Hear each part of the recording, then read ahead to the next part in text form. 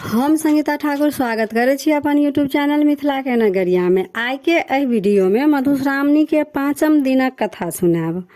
पाँचम दिनक कथा महादेवक परिवारक कथा छनि, जाहिमे उमा, पार्वती आ गंगा के विवाहक वर्णन कयल गेल अछि। तो चलू आब कथा सुनू। अगर चैनल पर नया छी तो चैनल के सब्सक्राइब जरूर कर लेब आ नोटिफिकेशन से ऑन कर लेब, ताकि हम कोनो नया वीडियो डालब तो सबसे पहले पहुंचत अहाँ तक। तो चलू आब पहले कथा सुनू। राजा दक्ष के प्राण त्यागलाक बाद प्रजापति हिमालय के रूप में अवतार लेलनि। हुनका क्रमशः 5टा बेटी भेलनि: उमा, पार्वती, गंगा, गौरी आ संध्या।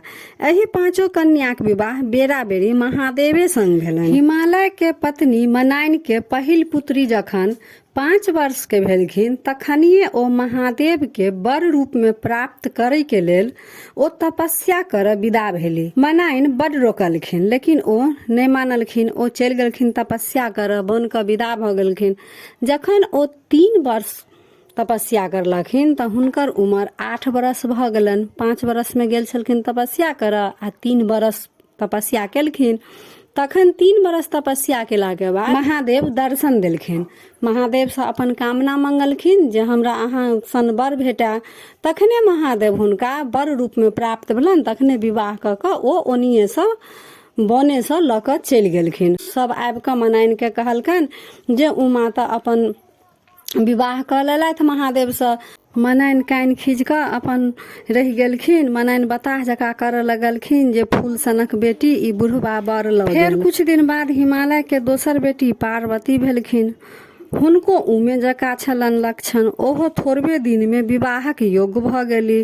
पार्वती एक दिन फूल तोड़ऽ लेल सखी सब संगे कनक शिखर पर गेली। ओतऽ ओ एकटा बूढ़ व्यक्ति के देखला, जकरा बड़का बड़का पाकल केश छलन, बड़का बड़का दांत छल।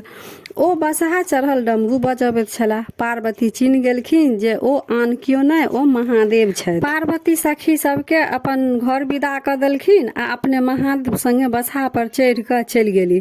सखी सब जखन घर आबि के मनाइन के सब बात कहलकनि, ओ अपन कपार झाँटऽ लगली जे हमरा कपार में की लिखल अछि जे एना भ जाइ अछि, किंतु आब जे भ गेल तकर कोनो उपाय नहीं अछि। आब हम अपन बेटी सबके ओइ बुढ़बा बर संगे विवाह नहीं हुआ देब। कुछ दिन बाद फिर हिमालय के तेसर बेटी भेलनि गंगा। ओहो जखन पैघ भ गेलखिन, तखन एक दिन महादेव भिखारी के रूप में आबि के गंगा के अपन जटा में नुका के भाग गेला। मनाइन जखन इहो बुझलखिन, तखन फिर माथ कपार झाँट जे ई बुढ़बा के यह धंधा अछि जे हमर बेटी सबके चोरा के ल जाइ अछि। तहिया से गंगा सतत महादेवक जटा में रह लगली। अहिना क के तीनू बहिन संगे त महादेव विवाह क लेलखिन। आब रह गेल दुनू बहिन संग विवाह, गौरी संग आ संध्या संग। ई दुनू बहिनक कथा आगू दिनक कथा में अछि। त 5म दिनक कथा यह रहा। वीडियो केहन लागल कमेंट जरूर करब आ नीक लागल त लाइक शेयर सब्सक्राइब क के मैथिली भाषा के सपोर्ट जरूर करब। त फिर उपस्थित होइ छी एकटा नया वीडियो के संग। ताबे तक जय मिथिला, जय मैथिली।